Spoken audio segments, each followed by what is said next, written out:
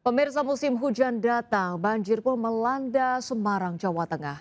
Tidak hanya merendam perumahan, banjir juga menyebabkan keterlambatan pengiriman barang.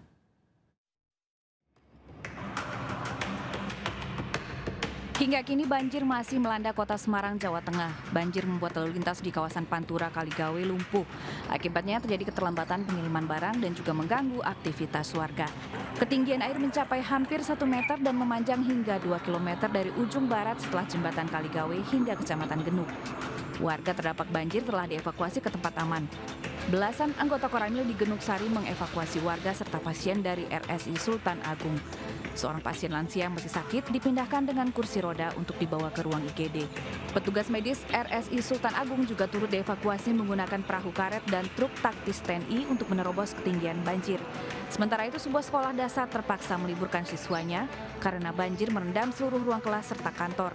Selain merendam sekolah, akses jalan menuju sekolah juga dikepung banjir sehingga menyulitkan murid yang akan berangkat. Dari Semarang, Jawa Tengah, Andre Aprianto, Doni Marendra, iNews melaporkan. Pemirsa, akibat adanya retakan dan kebocoran, tanggul irigasi di Banjarnegara, Jawa Tengah mengalami jebol dan longsor sepanjang 17 meter. Akibat peristiwa ini, petani terancam gagal panen.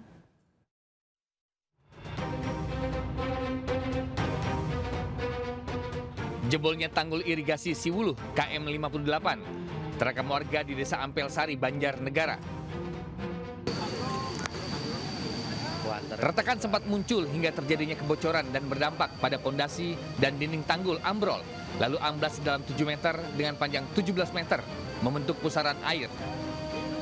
Jalan tanggul sendiri merupakan penghubung antar Desa Ampel Sari menuju Kelurahan Parakan Cangga.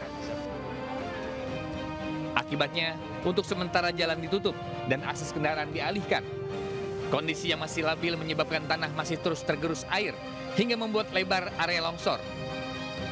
Jebolnya tanggul irigasi juga mengancam persawahan warga karena menyebabkan pengairan terputus, sehingga dikhawatirkan pasokan air berkurang dan sawah warga terancam rusak dan gagal panen. Dari Banjarnegara, Jawa Tengah, Nurin Fauzi, iNews melaporkan. Sementara itu, seorang pemancing merekam hujan badai disertai angin kencang melanda kawasan wisata Cirata Jangari, Cianjur. Akibat badai ini, ia terjebak di kolam apung saat cuaca ekstrim menerjang. Suasana mencekam sempat terjadi saat hujan turun sangat deras, disertai kabut air hingga membatasi jarak pandang. Bahkan tiang dan sejumlah benda lainnya di sekitar lokasi wisata ikut bergoyang hebat akibat kencangnya hembusan angin. Pemirsa, sebuah truk terseret longsor hingga 200 meter ke dalam jurang di Mandailing, Natal, Sumatera Utara. Supir berhasil dievakuasi dengan cara ditandu menerobos hutan.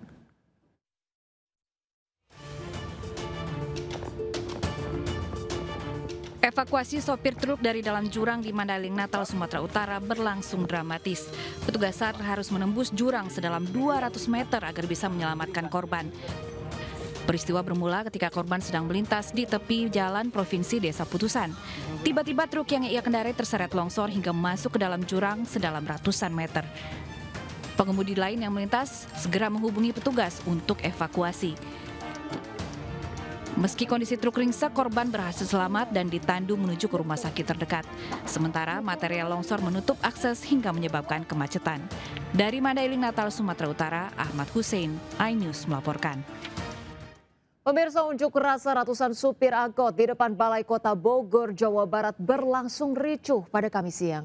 Masa yang menuntut peremajaan angkot diperpanjang memblokade jalan di depan Balai Kota dan Istana Bogor.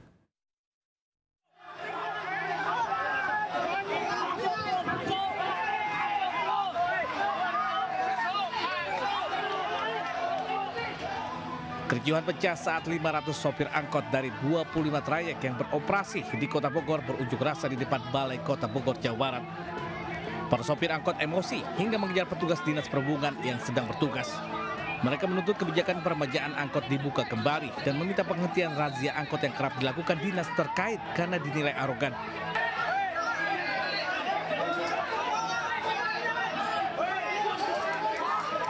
Selain itu, mereka juga meminta revisi kebijakan terkait batas usia operasional kendaraan. Para sopir mengeluhkan penghapusan angkot tua tanpa dibarengi solusi peremajaan. Tuntutan ini muncul di tengah wacana penghapusan angkot berusia 20 tahun ke atas yang diperkirakan akan menyasar sekitar 1.940 unit angkot pada 2026.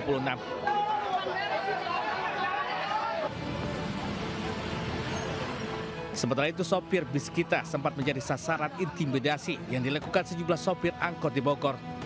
Para sopir mengadang bis kita yang hendak mengangkut penumpang. Diduga aksi ini dilakukan karena sopir tidak senang masih ada angkutan umum yang beroperasi selama mereka melakukan aksi unjuk rasa.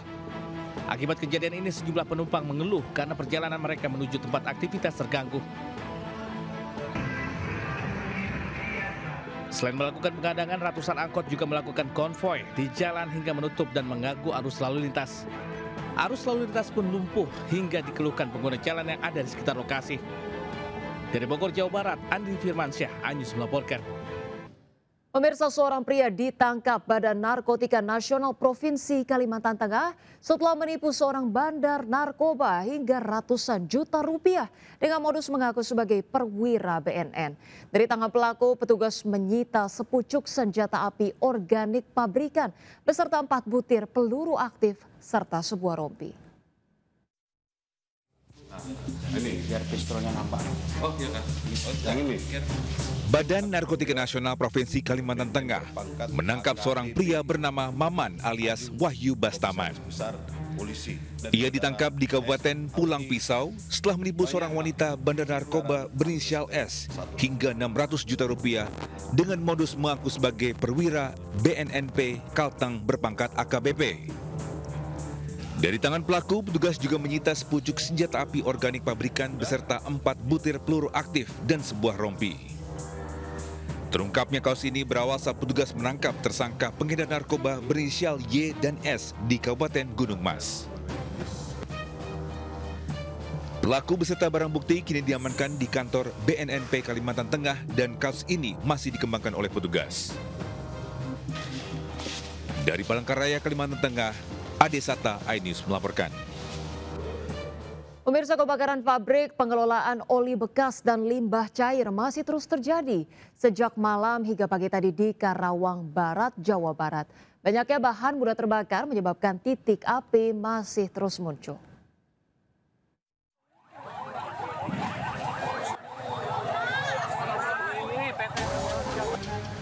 Hingga pagi ini asap hitam masih membumbung dari pabrik pengelolaan oli bekas dan limbah cair di Kampung Kaceot, Desa Tunggak Jati, Kabupaten Karawang. Petugas damkar juga masih silih berganti berjuang memadamkan titik-titik api yang masih menyala dan sempat meresahkan warga.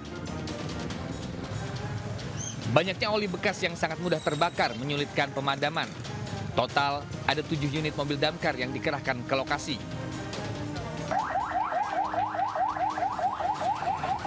Kebakaran pabrik pengelolaan oli bekas dan limbah cair ini terjadi sejak tadi malam hingga menimbulkan beberapa kali ledakan. Bahkan api merembet ke seluruh bangunan pabrik hingga hampir memasuki permukiman dan menimbulkan kepanikan warga. Belum diketahui pasti penyebab terjadinya kebakaran. Meski tidak ada korban jiwa, namun kerugian ditaksir mencapai miliaran rupiah.